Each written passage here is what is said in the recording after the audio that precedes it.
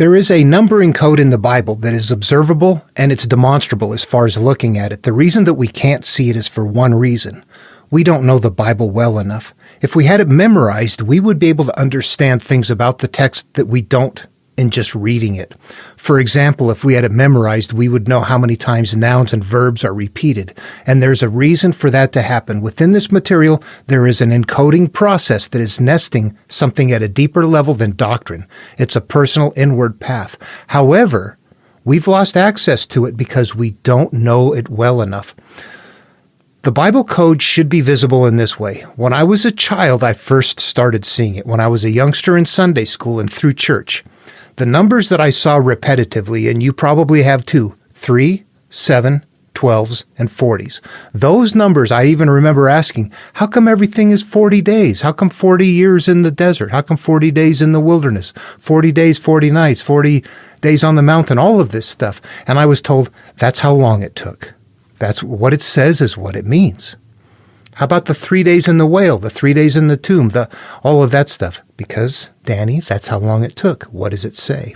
I nevertheless thought, there's something in these numbers. And you know what? I honestly remember my head working around hearing stories, and this is another one where I didn't just ask how come those numbers repeat. I remember thinking to myself, how come there's never a 37? How come there's never a 29? How come there's never a 53? How come, it's like not only are there a certain amount of numbers repeated all the time, but there's massive amounts of numbers that are never used. I nevertheless thought that, there's something in these numbers. And there is. The 3s and the 7s end up being a 3-7 grid. This becomes observable, but I want to show you how I found it and how the Bible itself points to that. My name is Dan Paulson. Welcome to the video. What I will tell you, and I'm not going to explain this extensively in this video because it's just a monstrous-sized thing to deal with. It takes a long time. But I'm going to tell you right now, look at this list of numbers. Do you see I've got the 3, the 7, the 12, and the 40 right here in this pile? These are actually the numbers that are repeating constantly. These 22 numbers right here are repeated over 6,052 times in the Bible. 22 numbers repeated 6,052 times. The only reason we didn't see more of them is because we didn't hear all the stories. But those numbers are going to be so repetitive that is what we're looking for. There's actually something there. There's a reason for that. That's code. We just need to understand how it works, how to gather it, how to use it. What is it for? Let's get into it. This is not going to get into the code extensively, but to show some variations between, for example, the King James Version and the NRSV, where purposeful verbiage changes have been made that if you put them side by side, you should go, whoa, what are they doing? Their code, it's getting our attention. All right, how the code starts is pretty simple, actually, if you pay attention. What we have here is 7th repeated 3 times, and that's going to make 7 and 3 become the same thing. It's on the 7th day, God finished the work, so he rested on the 7th day, and he blessed the 7th day. And you know what? When Stephen Langton put the chapters and verses in here much later, he's helping point that direction. You notice how the first creation story goes all the way up from verse 1, chapter 1, all the way down to verse 3, chapter 2. That's the very first creation story. The next creation story starts at what's actually chapter 2, verse 4. That's where the second style starts.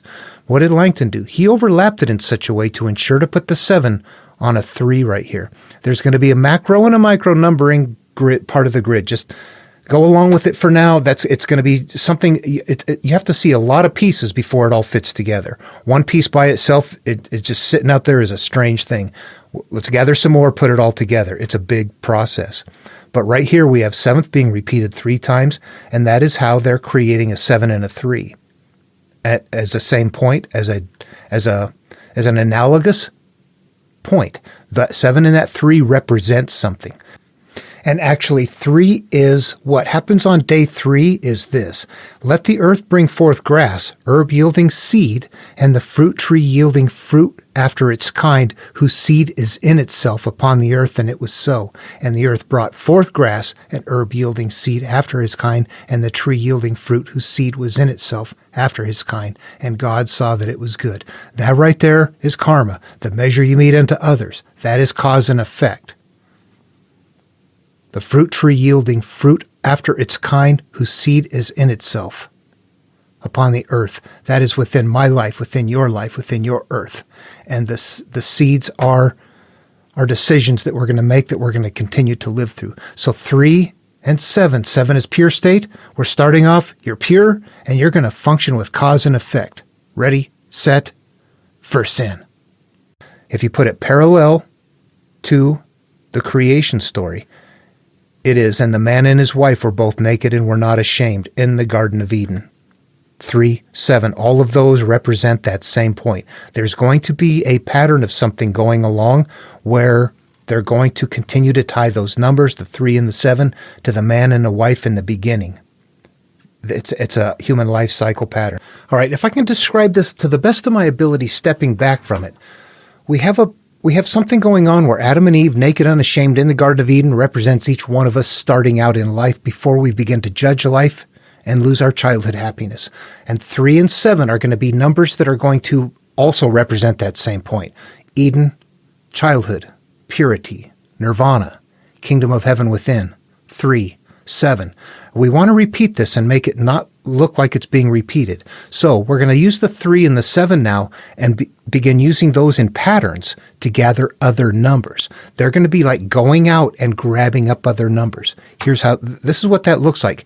Do you see right here, we've got a 70 right there on the list. Where do we get that from? Well, we move down into Genesis, and what happens? This is right here at the end of the Cain and Abel story. This is right where the Lord leaves Cain. This is where there's a separation that's happening. But what is the next number that happens here? And I'm doing this from the NRSV. The next number that happens, and if you were to read through this, I would say it sounds weird, but it suddenly pops up with, if Cain is avenged sevenfold, truly Lamech 77-fold. Now, there's no other numbers between the 3 7s up there and down here. And what we get is sevenfold, surrounding a 70. So I'm going to look at that and say, I don't know what to do with that. I'm going to assume those 7s is grabbing a 70, and I'm going to grab a 70. All right, now what I want to talk about here is, honestly, mental story flow. If you're reading through here, it goes on and it's talking about Cain, God leaves, then we have a lineage and how things, so-and-so offspring goes on. Adon, Zillah, hear my voice, you wives of Lamech, listen to what I say. I have killed a man for wounding me, a young man for striking me. So that's a strange thing. We're going to see Moses kill a man too before he gets underway. We'll have to take a look and see what that means. But right here, it just seems strange that he's protected, and it's just an oddball thing that you read the story and go, well, that's a bizarre sounding thing. But then the numbers are there. It's almost like it's meant, if you had it memorized, you would go, well, what is that? It's an attention getter. It's like saying, hello, look under this box right here. So we grab the 70. That's how the numbers are going to continue to repeat. What I'm going to run into next, though, is a couple of lineages. And I want to talk about the differences in the way that they appear between the NRSV and the King James Version that are starkly different. In the King James Version, there's clues. I never saw them. You read through the NRSV, the clues are gone. That's when I spotted them in the King James Version. They sound different. It's not in the Adam's lineage farm, but a Terah lineage farm, chapter 11, right after the Babel story. Let's go there and look at a couple of number sequences that are strange. I want to talk about how these numbers are gathered and a way to examine them that's very important. This is the King James Version, Adam's lineage. I'm going to skip that. NRSV, Adam's lineage farm. What I want to do is actually talk about something here that sounds different between them.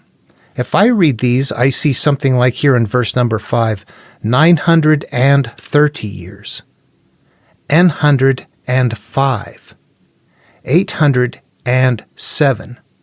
That's in the King James Version, 567. There's an and between each number. If I go to the NRSV,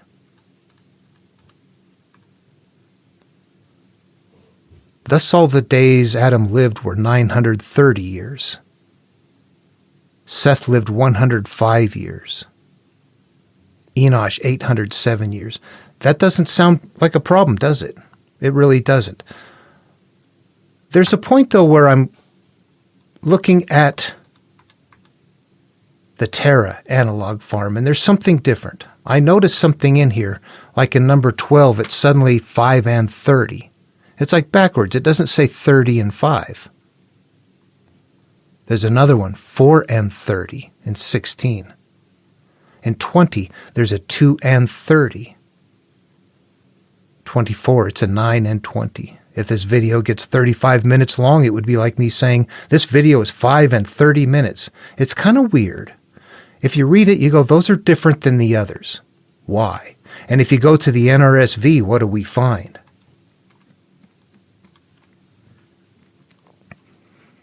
It's been changed from 5 and 30 to 35, 4 and 30 to 34, 2 and 30 to 32, and 9 and 20 to 29. And you might look at that and say, so what? It's the same number.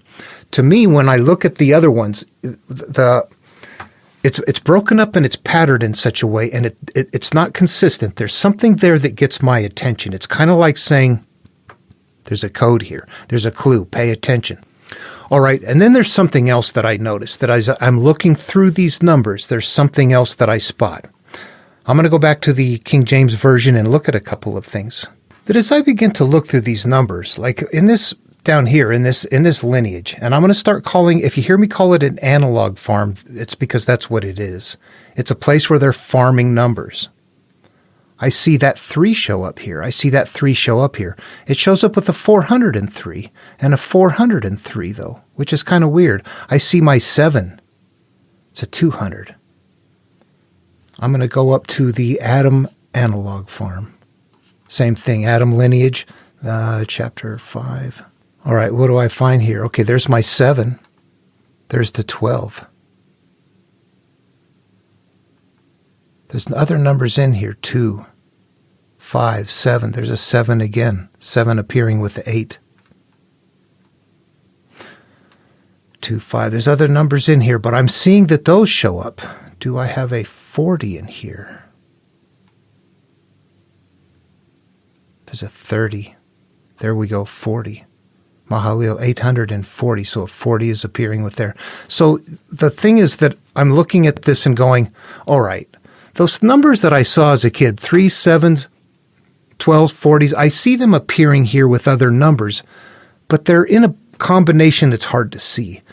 If I treated them as if they're not a compound number, like in Genesis, 840, treat it like an 800 and a 40 instead of an 840. And then when you get to the NRSV, you look and you see that those backwards numbers aren't there, so that like the clue is gone. I look at the other one and go, you know what? Maybe that's what they're trying to tell you, to make sure that these are not compound. They're a clue. They're a clue of numbers. You look at them and go, those are weird dates. We found an analog collection point. The numbers on the end are the numbers that we want. What are the numbers up front?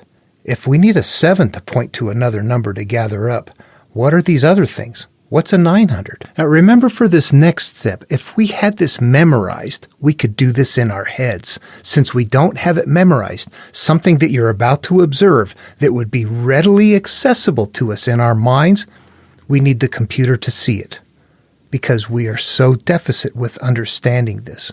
Watch this. We're back to Genesis, the King James Version. And what happens if I'm going to ask how many times 900 is repeated in the book of Genesis. Exactly 7 times. So what we have here is this 900 is pretending to be a 7. It's hiding. It's a surrogate. So you grab the 30. That's a 7 pointing to a 30. That's a 7 pointing to a 12. That's a 7 pointing to a 5. A 7 pointing to a 10. You see what I'm doing? The 900s are really 7s. They're surrogates. It's just a matter of shifting numbers. You repeat it 7 times, bingo, there it is. Super simple if you knew it. 900, we're going to grab a 60 and a 2. We're even going to have 60s. Oh, yeah, okay. 900, we've got a 60 and a 9. There we have it. What about an 800?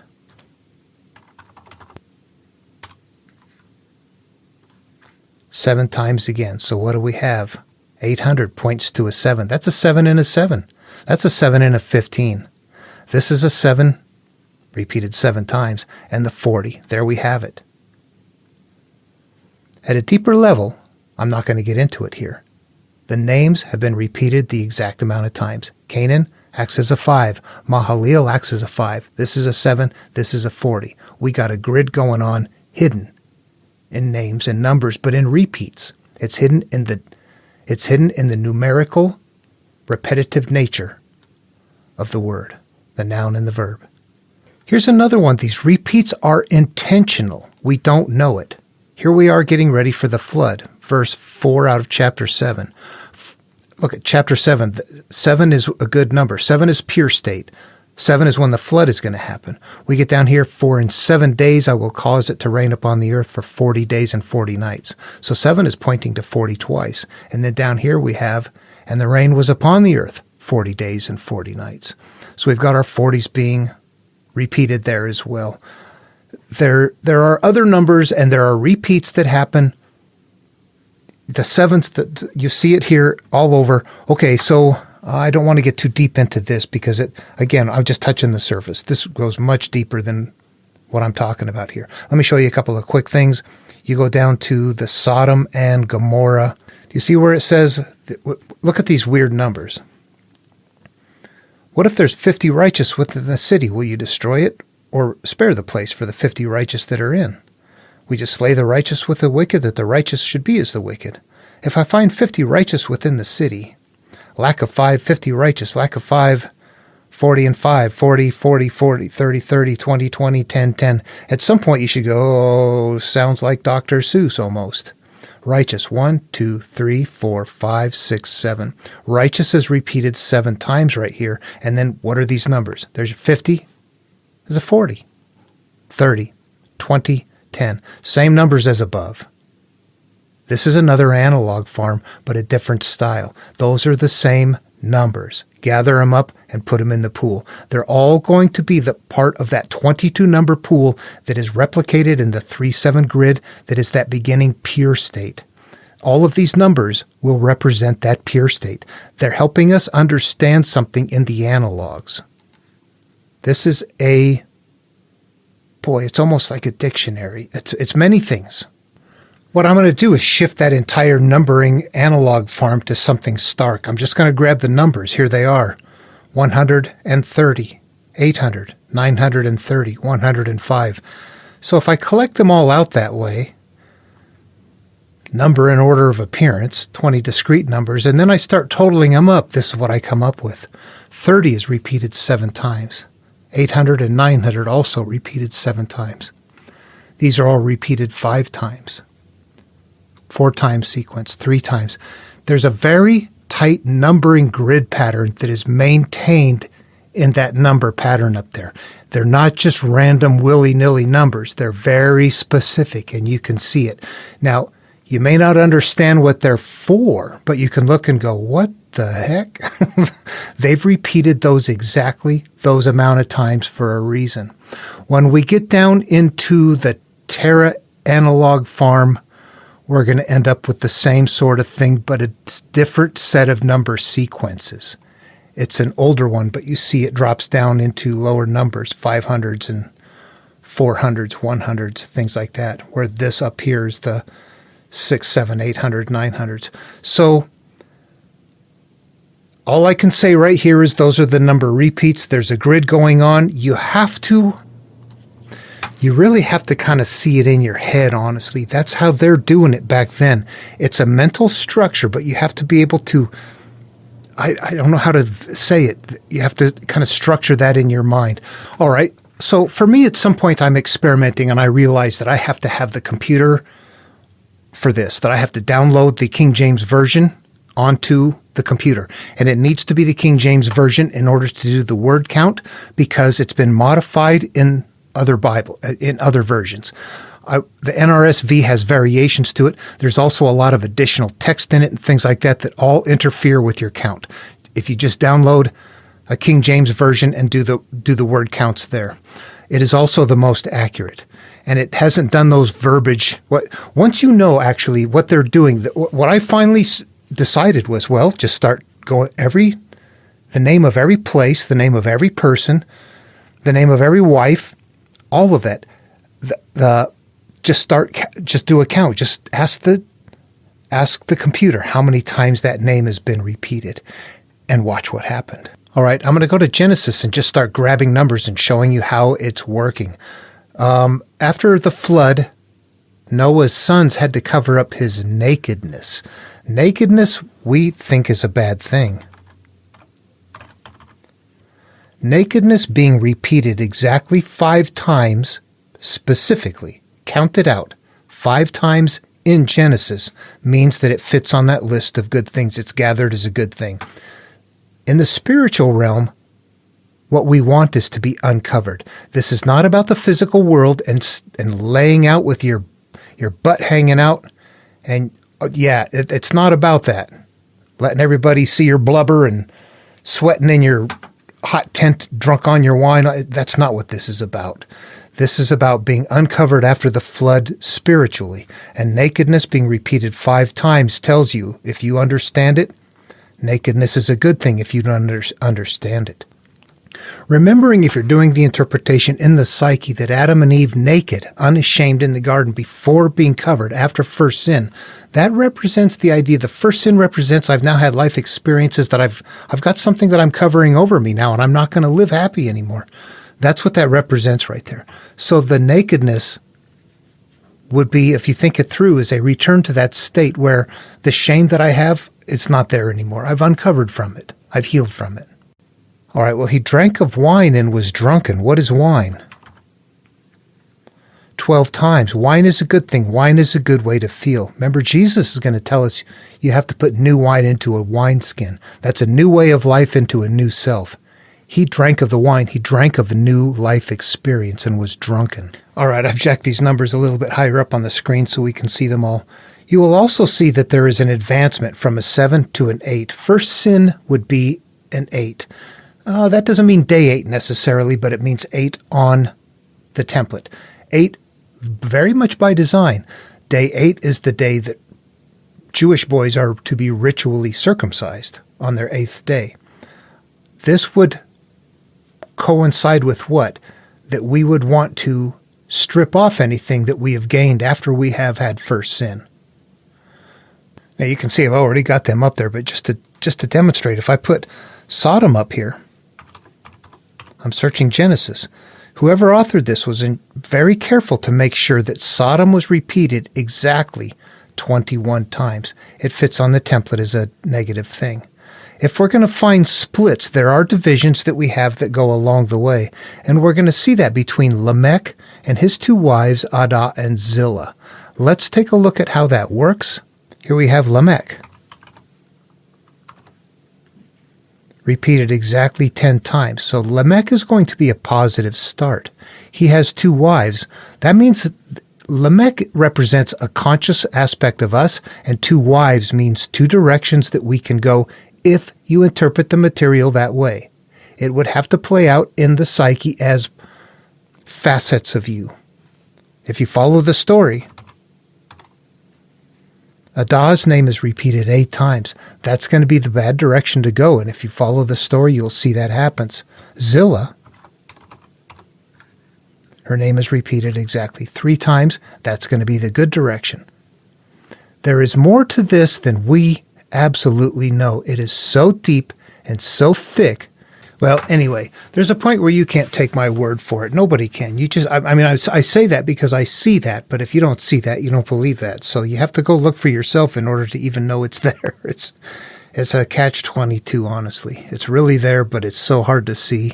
And you would, honestly, outside of watching me do it or having it memorized so much that you knew how many times nouns and verbs were repeated in a big story, you would have to do the same thing as download it to the computer and study it in the way that I'm doing it to even get it figured out. So I think that the material is pretty well lost, hidden, safe from public consumption because of the difficulty in accessing it and the time-consuming nature of it. Okay, so something else that they're doing in Genesis that's pretty easy to see is really number cross-referencing each other. You saw that the 900 right there was being repeated 7 times. The 900 isn't used anywhere else. 800, the same thing. But in the numbers that are being collected, they are repeated a certain amount of times that also replicates numbers within that same pool.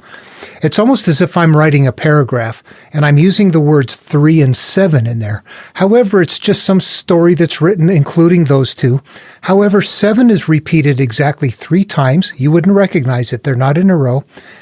And 7 repeated 3 times and 3 is repeated 7 times. You wouldn't know that normally, but if you memorized them and knew what the count was, you would say, oh, that 3 and that 7 are pointing to each other by being repeated the exact same amount of times as another number from the same pool. Does that make sense? Okay, so that's a way of verifying the numbers. They're doing that in Genesis. Let's look at a couple of them real quickly. All right, King James Version. First of all, 3s and 7s are going to be tough to find. If I go 3 right there, it says 35. It's not exactly true because there's going to be 3 score. What do I got? 3 score. 5 times. Yeah, there's going to be, well, we'll just do that. 6, that would be 60, 3 score. So they've got some numbers that are hard to search. It would take us a little bit of time. 7 would be the same thing if I put up 7. It comes up 72 times, but there are 7th. 4 times. 7t. Exactly 5 times. So that's a good one. 70 is fine. We got 7-fold. Exactly 3 times. So if we come through, we're going to find those kind of numbers are lining up with each other, that the 7-fold is repeated 3 times. 7t. Exactly 5 times. So that's the kind of cross-referencing I'm talking about. If we go to if I go to 40, that's 15. So that's one of our numbers. What if I went to 15?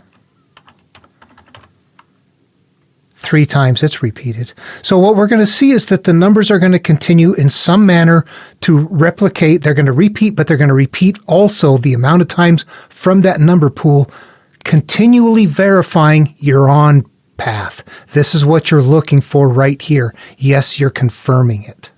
All right, so it's important to understand that those 22 numbers are developed there in Genesis. We see how they're collected, may not understand it completely. There's a lot more to it, but pretty solidly you grab those 22 numbers right there, and those are the ones that continue to repeat. And when you go through the rest of the books of the Bible, you're going to find those numbers in use. They might not be 3 and 7. It might be a 5 and a 15 or something else where it's starting to sound different. It's not as repetitive anymore, but it's still from the same pool. 5 and 15 still means 3 and 7 from the standpoint of an analog. Okay, now we're going to go 500, 600 years, 5, 6, maybe 7 centuries. It depends on how old that Genesis material really is. We're going to go down to Matthew. And what I'm going to do is suggest that if we go in here and start looking at, I don't even know what to look for. I'm just going to assume that perhaps they're doing the same thing. Right off the bat, I've got something here marked off. David, Abraham, Isaac, Jacob, Judas. Before that, though, I've got numbers like 3, 7, 12. Let's just start taking a look at something here. This is the book of Matthew. How many times is the word 3 repeated? 12 times. So that's going to be fitting the cross-referencing criteria that we saw happening in Genesis so far. That could be an accident. What about 7? 12 times. Is it?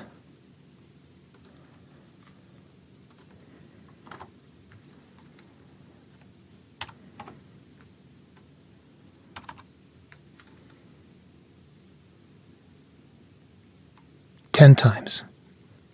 So that's a good one. What about 12? 12 times.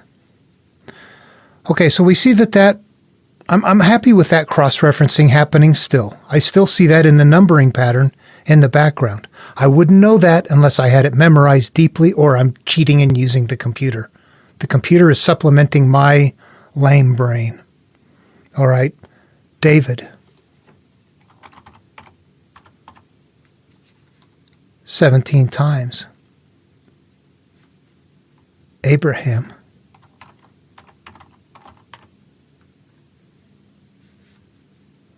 7 times. Isaac. 4 times.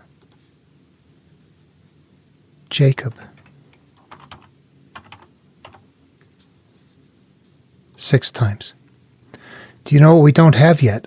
A bad element. We need to start with one. What is a Judas? 8 times.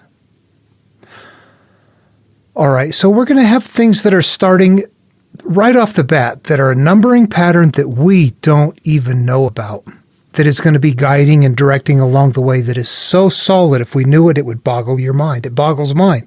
I look at that and go, wow, the numbers, the nouns, verbs, the numbers, all of them are being repeated an exact amount of times to fit a patterned template that's developed in the background in the most complex way that we can't even see because we don't know it well enough. And I think it's, again, I think it's safe from, look, how long has it been? Now, Langton is pointing us back in. He's numbering things in such a way to help us get back in, but I'm not even going to get there in this video because if you don't see the numbering pattern and don't understand that, you're not going to understand what he's doing as far as the chapters and the verses. So I'll just leave it at that. I don't know how many more of these videos I'm going to make showing this. This really demonstrates the Bible is man-made, but that it's something that people can't follow. They can't see it. It's meaningless to them. So there you have it. There's something bigger in the background, ladies and gentlemen, boys and girls of planet Earth. You have no idea. If you saw this, you'd go, oh, who's fooling us? That's bigger than all of us. Yeah. If you believe in your religion, you're not there. You're not even close. You got to turn inward and find where everybody is the same, not outward where everybody is different. Now, looking at the numbers again, I did a recent video on Luke 7:47, and 7:47 was her sins were much, but since she loved much, they are all forgiven, all of her sins. So she goes back to pure state. Look what we have, Luke 7, chapter 7, verse 47. We got a 40 and a 7. You can combine them. A 40 and a 7 is okay. That's like a 7. 87, 67, 57, 37. All of those would be okay as long as it ends in a 7. That's a pure state right there. As long as it comes from the rest of this pool and goes and adds to it. There we have it. Luke 7:47, pure state. Hers, pure. They line up. The analogs and the numbering pattern together teach us. The numbering pattern helps us determine what the analogous term is. Is that good? Is it bad? What does it mean? What does it mean to be drunk? What does it mean to be naked? What is wine? They don't sound like they're analogs. Oh, that's good. That's bad. You want to be naked. You want to have new wine. You just want to make sure to have it in a new wineskin. You want to grow good things from your garden. You want to remove the thistles. And if your garden is producing plants that don't have any fruit on them, then pull them out and get rid of them. All of these are lessons that become mentally interactive when they're understood. And if they're not understood, they're carried by people or denied by people. There's a small group of people that will figure out, oh, wait a minute, there's something in here. It's a lesson for me. You got to have the right brain for it. Anyway, okay, that's it. I wanted to say that and kind of close the door on that Luke 7:47 story. And you know what? Before going, I want to emphasize that this numbering pattern is in every book of the Bible. I've done that on videos before where I bounce around from video to video and people don't watch. I mean, from book to book, right off the bat, showing how this numbering pattern is consistently there. Starting off with a 7-3 grid, and it just goes through and patterns in, and nobody can follow it. So it's lost due to the modern attention span and lack of interest in knowing what is real, but would rather just selfishly make sure that one feels good about themselves. But that is something I can't do, so I'm kind of stuck doing something different. Anyway, people say, hey, why don't worry about it? Yeah, well, you know what? If you're wired to worry about it, that's your job to worry about it. So I wish other people would worry about it. Take more action. All right. Hope the video was interesting. Questions, comments, as always. See you in the next one.